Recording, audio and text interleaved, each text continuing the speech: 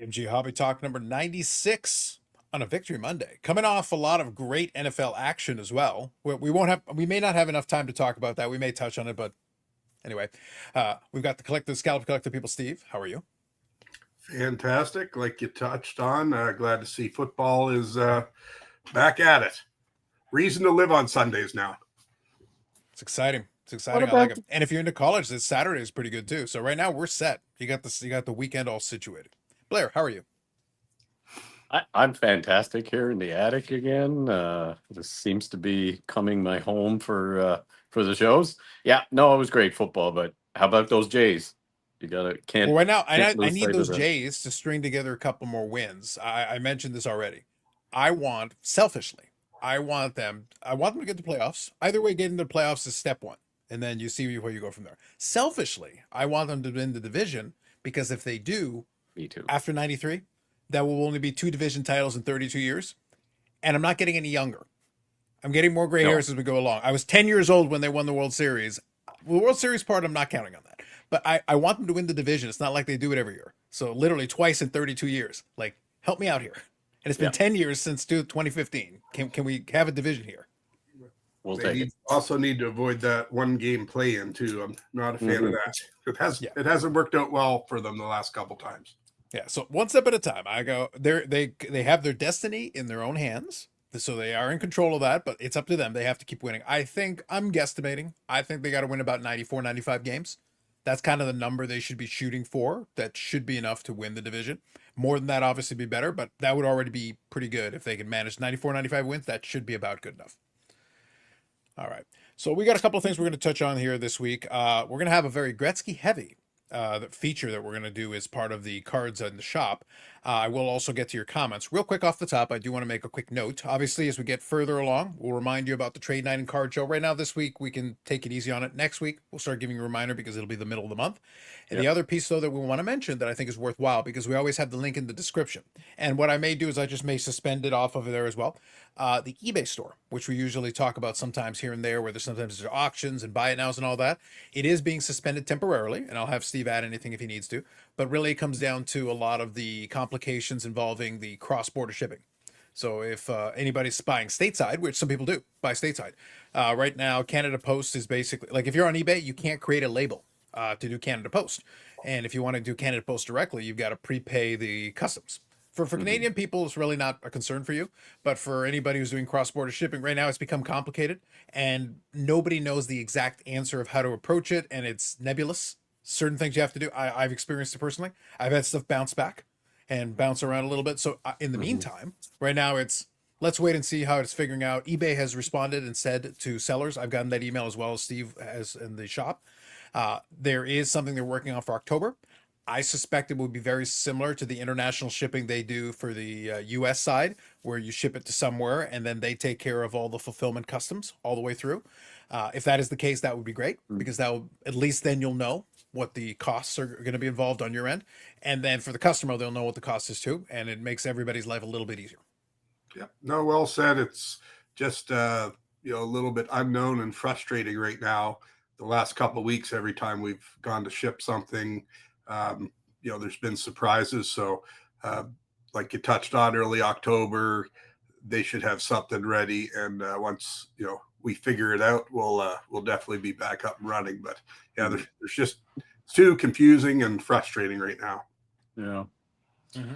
Yeah, I, So I I haven't really done much. I bought from the US comics and cards and different things, but lately and a lot of what I was seeing, which I guess now it's going to be a standard across but I mean, I was kind of from time to time hitting that anyway, where if you wanted to buy something, it was automatic. So I think it was an individual seller if they just wanted to do that and have it already set up that in order to buy that card, you had to already like prepay the uh, the import mhm. duties and stuff at checkout. Yeah, are you talking about from buying from a US seller? Yeah, that's right. Yeah, Yeah. yeah. So So that is the influence. So what you're talking about is eBay pre-calculating for you. That's the international fulfillment. So when they're doing it, yeah, you as the, so when, that's why I say it'll be more certainty because you as the buyer, the reason you're paying at checkout is because eBay calculates it right on the spot. Yeah. So then when from the seller's perspective, all they're doing, again, just speaking as somebody who has some associates and friends who are down stateside and deal with this, basically all they have to do is as soon as the sale is done, so you as the buyer have already prepaid. You've already Yeah. taken care of that piece. Yeah. You as the seller then basically ship it to Kentucky. Kentucky is one of the fulfillment centers. Yeah. And That's right. basically Yeah. you ship it to Kentucky. Kentucky, does sometimes they'll do authenticity, but sometimes they just wrap it up, slap a label on it, and send it off. And they're the Yeah. ones who take care of the other. So you as the seller have already done your part by That's getting it to right. Kentucky. Yeah. But so that's why I've kind of curbed there's few things I still look for and like to dabble in, but I've kind of avoided it just because, it's US Canadian funds to US to begin with, and then US on the not tariff, sorry, customs and stuff like that. So it's I've kind of curbed my US buying for a while anyway, but yeah. But it kind of hurts because if you're like, especially for us, where US probably is a big market, especially on specific cards or whatever, that's going to hurt. But just buying in general from Canada to the US, it's been tough with all that, and now it's worse. Yeah. No, I mean, I used to strictly sell on eBay, when I used to live in the States. Hopefully there's got to be a lot of people affected. Some people, do this full time. So Absolutely. any Yeah. delays, my thoughts are with those that are dealing with this because it's a difficult time right now. So hopefully they do get it sorted, and moving forward, the issues like this won't surface. For sure. So we'll give updates once we know more, and if something changes, we'll let you know and give you updates on that. So real quick, let me go over a couple of the different products that are coming in the store. For the majority of these are going to be restocks. So some of these are going to be very limited supply.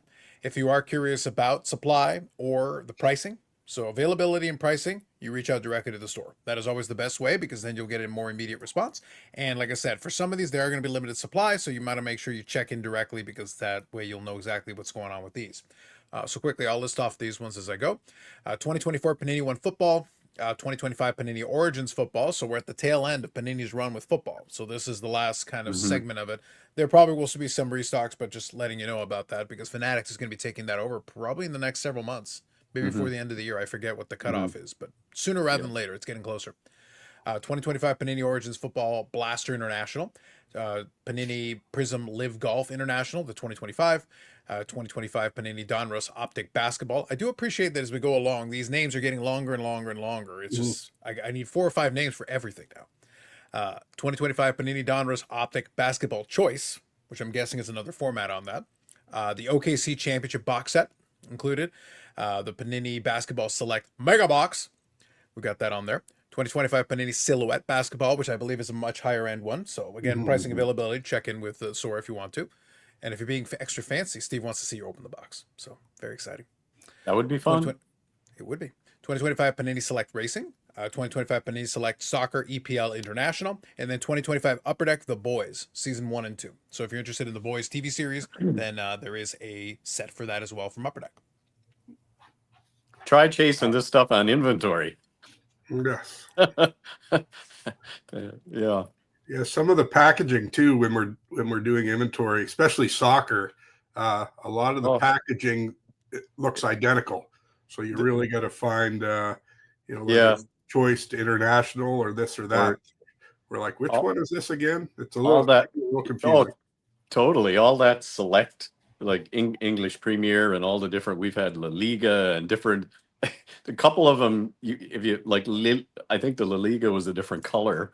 So we could figure that one out, but yeah, or it might even set it on it. But yeah, some of that EPL, the English Premier, it looks identical. But and then figuring out the sizes between choice and mega, and some of that's a little easier. But yeah, it's not always easy.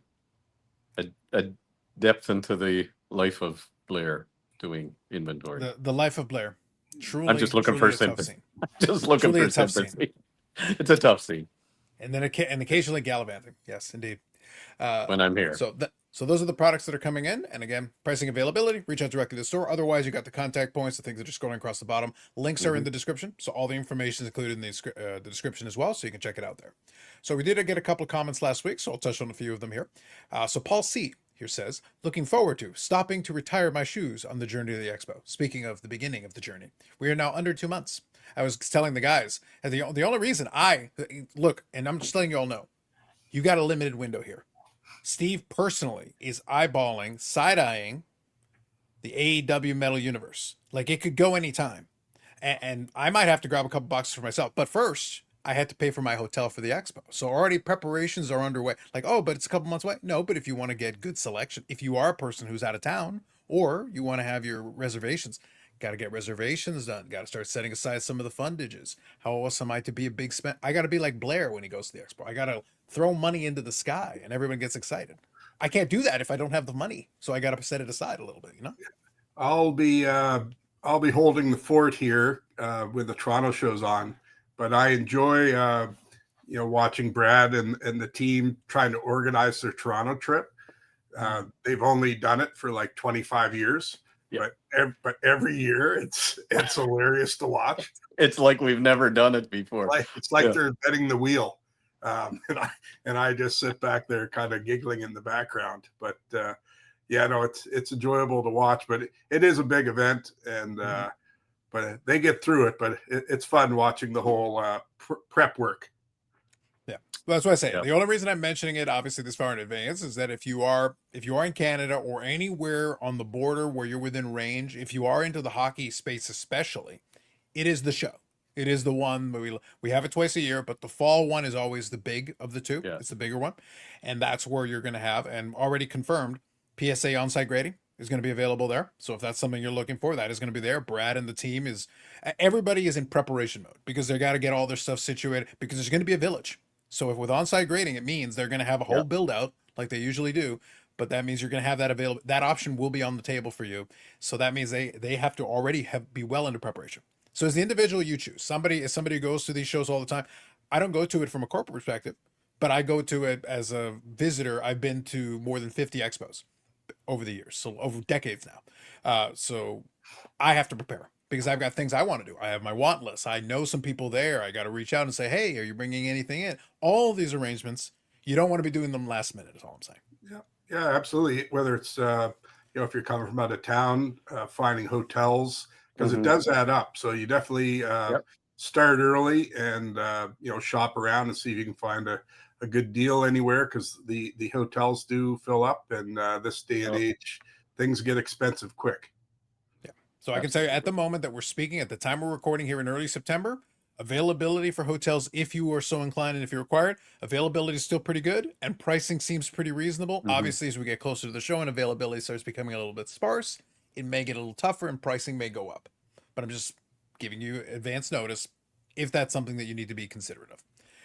Second comment here is, go ahead, Blair. No, I was just going to say, and stay tuned. Back to Carlos prepping for the show. Stay tuned, folks, as we he may be willing to auction off his show-worn Green Bay Packers hoodie that he's wearing right now, in case the AEW becomes available. Oh, listen, like I said, I've been seeing Steve right now. You can't see it off screen. Steve's like, he's looking at it. It could be any moment now. You're gonna see. Yeah, we're about the same size. I can make that fit. Yeah, there you go. There you go. I like it. Second comment comes from Winston Hart here, saying the Dryden Swirl is definitely the only pack Pilato he has. I did do a quick research on that. I'll touch on it, and we'll do a little quick Ken Dryden tribute because it is relevant. It's funny. We were literally talking about him last week, and unfortunately he passed away. We'll touch on that in 1 second, but I'll finish this comment. The Team Canada box set from Hudson Bay did not have the Dryden auto. The auto is one of the most sought after autos in the hockey collector world. Great pickup for sure and a very easy sell. And from what Steve was saying, it definitely sold. With the quickness, definitely. Yeah, and we were again. I think Mr. Dryden was a fairly private person. So before we went on air, I asked, were you guys even aware that he wasn't well? And none of us were. So I didn't know. It was probably out there, but. It was just a coincidence that, we put the card up and unfortunately he passed. So, it's weird how things like that happen. Absolutely. So one thing I was going to mention, and we'll touch on it really briefly, because as I said, we've got one or two things to talk about, and we'll show the Gretskys as well before we finish up on this episode. But him passing away did come as a bit of a surprise. I wasn't super paying close attention, but I also hadn't heard anything. I would have thought that maybe that would have gotten out there a little bit more. Mhm. He was very private person, very prolific in terms of things he accomplished, and we can touch on that in a second. But one of the things that actually did a quick dig just to check. Obviously, he had that autograph that we showcased last week, but then in addition to that, he did have some autographs with Leaf. I think most Mhm. of those are sticker autos. I think they probably acquired them in different manners. Yeah. One thing that was kind of we were talking about before we hit record is that, like, obviously he wrote books. He wrote the game, which I actually listened to. I believe, if memory serves me, if you listen to the audiobook version of it, I think it's Ken Dryden who's narrating it as well. Narrated. Yeah. So you actually get to listen to him, basically read you the book, which is interesting. It actually adds a little something to it because it's his story. It's him telling his Yep. story from his perspective. Great book though, very well done, very well written. But obviously, he was also, in addition to being a Hall of Fame goaltender, he was also, and I think 4 or 5 times Stanley Cup winner, I believe. Yep. Especially during a decade, he basically won 5 Stanley Cups in a That's decade, right. which is very impressive. Yeah. So Hall of Fame goaltender, accomplished all those things. Played for Team Canada, accomplished that. And then he was a senator, and then he was also an executive for the Toronto Maple Leafs. Like he Yep. did all kinds, and he was a lawyer. A And he lawyer. got his law school degree in the middle of his playing career, and then came back and continued to play and won some more Stanley Cups. So again, a very accomplished individual.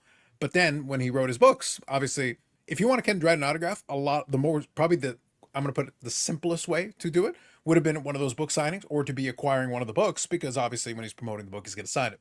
But for cards, kind of that comments point, and also from the research I did, very uncommon to get him on a trading card where it's not him signing it for you on an off event here and there. If you could catch That's him right. in the right situation, I'm not saying he'd never sign for you, but I'm saying, like, for a pack pulled autograph, actually super difficult because there isn't a lot out there. Very little. I found like a dozen different issues, and most of them are leafing in the game. Yeah. So, and a lot of them are one of ones. Like, honestly, most of them are one of ones. Like, there's Yeah. just not a lot out. The volume No. isn't there, which made that autograph particularly difficult. So, kind of to Winston's point, because there is so little available in that category, that makes it a lot more attractive for somebody. If you want a Ken Dryden autograph in general, there are options. But if you want a card, pack pulled kind of thing, very And few options available. yeah, and I think that's the way Winston described it, as the pack pulled, which we were Mhm. talking about. Yes, it's out of pack, but to get out of a pack and Correct. a hard signed auto, I still think it's the only one out there. But as far as that product go, but yeah, you can get cards that actually. I think it was early in the summer. There was a young guy came in and he had 4 or 5 items that he had done, and I can tell that that was the story. So he had met Ken at a signing somewhere, and he Mhm. had one of his books signed, and it was signed to him, the Mhm. gentleman who we bought the products from, and then he had a couple other pieces that were also signed to him, and then he had 2 pieces that were just signed. So it was a Ken Dryden card. It wasn't an old one. I think it was a modern card, and then a hockey puck. So to me, I think it was all done at the one, and that was what he had told me, and I believe it to be true because he had the other pieces that were signed to him, and I think one was from the event. I think it was a postcard or so, or no, it was something I forget. But anyway, I was able to buy a couple of most of the pieces, and he kept the one that was most meaningful to him, like signed. But yeah, I mean, he would sign things, I think, but it just wasn't. I think he could go to signings, and would he sign a book? Yeah, absolutely. Would he sign something that he was involved in for that particular signing? Absolutely. And then I think, oddly enough, at certain times he would probably sign a puck if a child, kind of had it with the rest of the items, or maybe if you purchased a book and had it signed, then he might sign a hockey card, kind of thing. But yeah, I think they're few and far between for sure. But yeah. Absolutely. Now, one quick thing I'll add here. I'm just quickly scanning just to make sure I got this right. He actually won the Stanley Cup 6 times.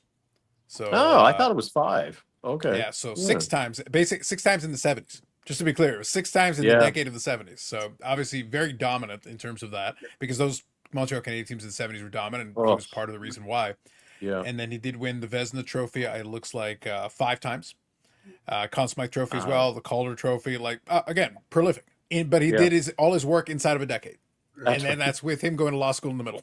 Yeah, I've always wondered, That's amazing. of course, great numbers, career, etc. I just always wondered how, if he played a different decade, how it would have turned out. Because I mean, in the 70s, it was Montreal and then the other teams pretty much.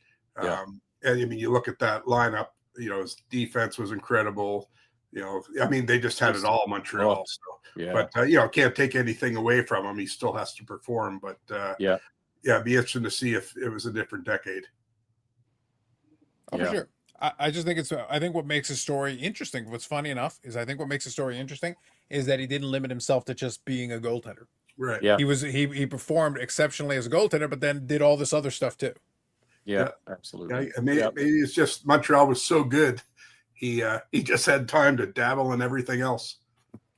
Yeah. I think true. that makes the story a little bit more interesting though. Like Yeah. if you're going to talk, there's a lot of athletes who are like, yeah, you're a great athlete, but if that's all you are, then Mhm. yeah, your story, you know, Connor McDavid's personal life doesn't really interest us that much. He's not doesn't seem like a very exciting guy. But if you've got all these other interests and you're good at, and you're clearly good at them, it's like he was very good at all these other things too. And obviously Yeah. was an author and did all these other things that he was able to successful at. So I would say a very accomplished career Absolutely. in terms of Yeah. all categories. Very impressive. I think it's going to be very interesting to see now. Of course, now in the aftermath, if you do have a Ken Dryden autograph, you probably do all right with it, at least temporarily, Mhm. as always the case. I imagine those future trend autos will spike a little bit more. Oh yes, yes, Yeah. absolutely. Yeah, Absolutely. and we received a you know, a couple. Do you have a Ken Dryden rookie Absolutely. card calls as well? Yeah. They've been around for 50 years, but now apparently people are looking for them. But that's the nature of the beast. Oh, totally. But, yep, yeah, we have a few, but I think we sold a few as well. Absolutely, absolutely. So we got that all covered. So very good. Okay, so let's finish up then with looking at some of the stuff that came in the shop. It is a Wayne Gretzky gallery Heavy. as a whole, right from top to bottom. So it's Yeah. Wayne Gretzky all the time. This is kind of an interesting one. We usually don't have a player theme, but in this case, we definitely do. Yeah, no, just I think 2 or 3 weeks ago, a gentleman came in and he just decided he wanted to unload some of his Gretzky. So you know, these all came from the same person, and he did a good job pursuing these and there was more as well. I couldn't feature them all, but yeah, some really nice stuff. Mm-hmm. Now it's going to be funny, and you're going to notice this as we go through it. So we'll go one step at a time here through these. First one, of course, we're starting off with a 7980 O-Pee-Chee Gretzky here in a Beckett 7. Pretty clean looking copy, actually, I would say. Looks pretty solid top to bottom. Centering is pretty decent, a little bit. But again, with a lot of these, you're looking for basically how clear is it. For the most part, that looks pretty clear. And centering, like I said, isn't bad. But I think overall, it's a good, clean looking copy, and that's kind of what you're looking for with these ones.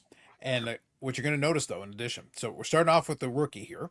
Then we shift over. We start off with the first autograph.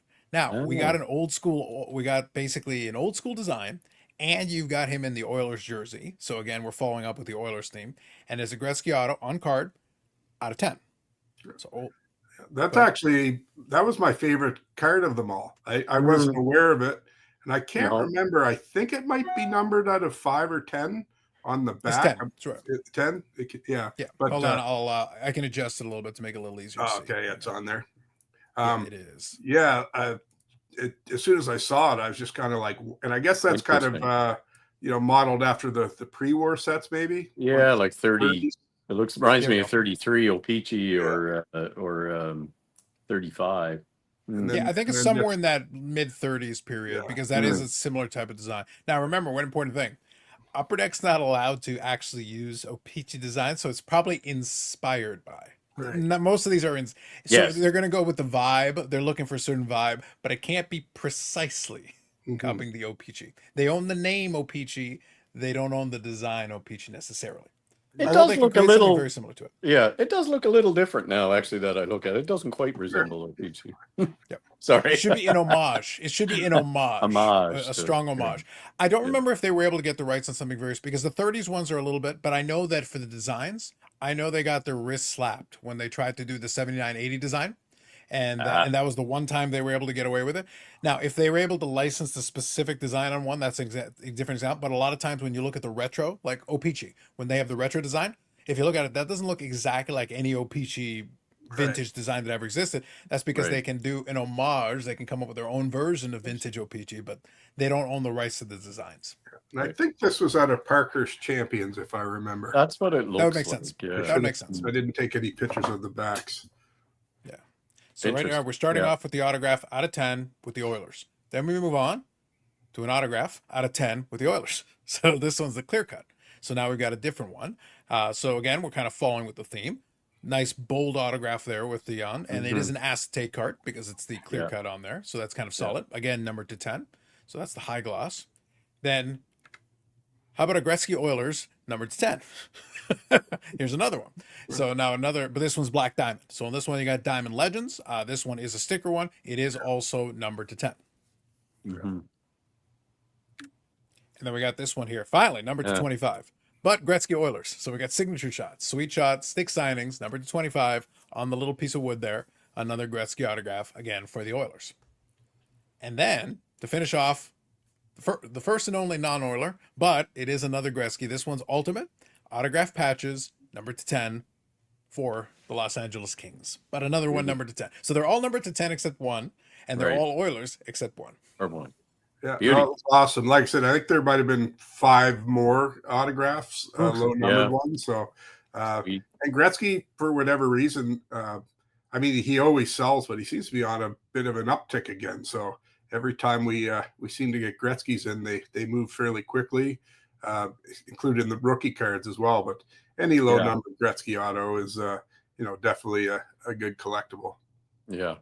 I really like that sweet shot. Or I remember when they came out, I was opening new product, and I just fell in love with those. I don't know why. Maybe that's the first I had seen like on an actual, not a game use piece of stick, but on a stick. Yeah, I don't know. I was really, and then they started doing puck signings or something too, like on a imitation puck in the middle. Yeah, I was kind of hot on those guys when they came out, but that's a beauty. Yeah. Well, I think it just adds, basically it adds the design element to it. It gives it, as Yeah. opposed to, there's a lot of designs where you've got the autograph on card design. So when you can do something that changes it up a little bit, I think it just makes it a little bit more interesting for the collector who already has a lot of the same stuff. Yeah. I think that's kind of a good way of giving a little variety. I think as for collectors, it is about variety because after a while, if you have enough copies of the same thing over and over again, it does get a little old hat. So I'll finish off with one thing, but I'll give you a quick example since we bring it up. This is something I actually picked up on my personal pickups, but it'll play in exactly what I just said. So here, I'm coming close. yeah. So here is from the SP Yeah. SP Authentic. Uh-huh. So this right here is one of the Medano autographs on there. They are slightly short printed, but the reason I got this, so I actually have over 360 certified Mike Medano autographs. So I have a couple. But the thing is, so for me, getting one more one way or the other isn't going to make a difference. Right. 363 versus 362 versus 364, what difference does it make? But when I'm looking for what I'm looking for is I'm looking for something where there's an aspect of it that I like. It's a clean design, that's good. But what I liked about this one is that it's actually, even though it looks like the Dallas Stars uniform, this is actually the Minnesota. Because what happens is in Minnesota, they actually changed the uniform design. And in the first year in Dallas, they borrowed it. The way you can kind of tell is Dallas is not above the star. And then it's the 75th anniversary patch, and you've actually got the little shoulder patch on there for Minnesota.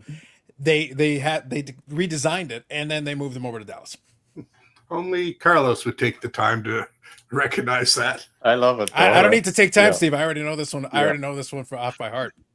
That's cool. Yeah. The other thing too with the Gretzky's, we had a lot of Edmonton signatures. We're kind of talking about Dryden and how much he signed. Often, probably 3 or 4 times, I've had people that come in looking for Gretzky, like in a St. Louis uniform autograph. And again, I don't know how many are out there, but thinking about it, I can't recall in the store having a Gretzky auto in St. Louis. That's a good point. It'd be interesting to know how many of those are out there. And of course, there is some Rangers ones. I've seen some Rangers, but St. Louis would probably be a tough find. So maybe that could be some homework for a few of our viewers if they're aware of it. I haven't looked into it. I just don't recall seeing any. No, yeah, you wonder when you pick up a collection like that. and you see a lot of the same, then it's like, oh yeah, he played for the Rangers and St. Louis. Yeah, I think that would be a tougher find, guaranteed. And does Yeah. that translate to a more valuable card? Right, I right, don't right, know right. either, where it's Yeah. St. Louis as opposed to Edmonton or the Rangers, but The heydays. something to think about. Pondering. Absolutely.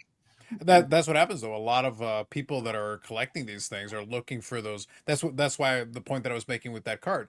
You're looking for a variation. You're basically what you're looking for is you're looking for something that distinguishes it from the regular. Because Yeah. otherwise, if you're a collector, you've got enough stuff. It's like, you're a Gretzky collector. You wanted him in an Edmonton uniform. There's just so many options. Yeah. So the St. Louis thing is fun because it wasn't even a full season. But he played there, so that's still a piece of his history. So, but if you can capture that moment in time, that's why I say that the reason why the picture I've got back here, that's Medano, but that's in Detroit. Even though it didn't work out in Detroit, it wasn't like a good part of his career necessarily. Yeah. It was one season, so it does stand out from the rest of his career, because there is the Minnesota years, so that's there. Then there's all the Dallas years, the different things that they did there, but there was just the 1 year. So if you got the 1 year of cards that are in Detroit, they stand out because really you're only getting one season worth of cards. That's all there is. The rest of it is going to be everything else. I don't recall, not that I pursue them, but I know, yeah. Was there many Medano Detroit autos that you're aware of? Not a lot. Because like I said, it was just the one season and he was injured for part of it. So it was a short run. And again, it's not like it was a time that he remembers fondly. There was a lot of issues there at the time. So there were very few. So I will go out of my way to seek some of those out just because it is a little bit different. Obviously, you can get autograph stuff if you just want a picture or whatever. But in terms of cards, it was just 1 year worth of cards, basically. That's all that exists for that. So they're a little bit tougher. Yeah. So no, I as a understand. collector, you're looking for those lanes. Yeah, I used to collect a few players, Beliveau and Howe, but yeah, I started just collecting Howe autographs because it was Gordie Howe, and then I slowly but surely I would kind of go to, okay, I only want hard signed autos if I can find them, and then one would pop up in a Hartford Whalers. I'm like, ooh, that's the new shiny. There can't be many of those, but then you'd start looking for even finer sound effect. What was that sound effect? Ooh. He does that daily. Halloween. I do it. All right then. Very well. Sometimes it's all. When a collection comes in, that's what. Woo! He tries. I was going to say. Enthusiasm. All right then. Or sometimes if someone brings in cookies. Yes. Anyway, but then you would. So being when you get to a certain number of cards as a collector, you're looking like, you're right, exactly to your point. Okay, well, what's different? What's more unique? And then you start looking for, he added the 9 to his, or Mr. Hockey. So then I'd start going down that line. But yeah, you really, I know how many when you get to a certain point, it's like, okay, well, now I'm looking for something more unique and yeah. As a collector, you're just looking for something to make it more interesting for yourself. That's what I said. I just gave you one example, but pick any advanced collector of any player or any team or whatever. At this point, you're looking for anything that is a little bit more off the beaten path, that isn't just the standard. That's why I was super impressed. I was super happy that they went through the trouble of, there's 1,018,000 Minnesota North Stars pictures they could have sourced from earlier in his career with the big N and everything that you're used to, or all the years in Dallas. They could have picked any of those. Yeah. They picked the one little brief tiny window where the uniform was transitioning between one and the other. And if you don't know what you're looking at, you don't realize it's like, actually, that's not a Dallas uniform. It'd be interesting to know if that was on purpose or they just grabbed a photo. Maybe they lucked into Carlos. Yes. Hey, listen, if they ever want to be fancy, go and check out the 92-93 Pro Set card. That'll set you back like a shiny loony, maybe at most. Like, let's be honest, maybe less. And they've got the uniform on there. So, like I said, it was literally transition. Kind of insult to injury though for the Minnesota people that went and watched that players with the uniform, and then first year in Dallas, like, it's literally the same, but they put Dallas on here. Yeah. Ooh, rough. Ooh. But anyway, that's how it is. There you go, just like Blair said. All right, so I think we got you guys done. We'll get you out on time. So for Steve, the collector of scalps, collector of the people, and Blair gallivanting around the attic for now. Who knows where he's going to wind up. Again, if you have any questions about any of the things we were talking about, any pricing or availability, any of those questions, my recommendation is to reach out directly to the store. If anything's time sensitive, if you just have a general question or comment, feel free to send it over to us, and then we can look at it in the subsequent week's things.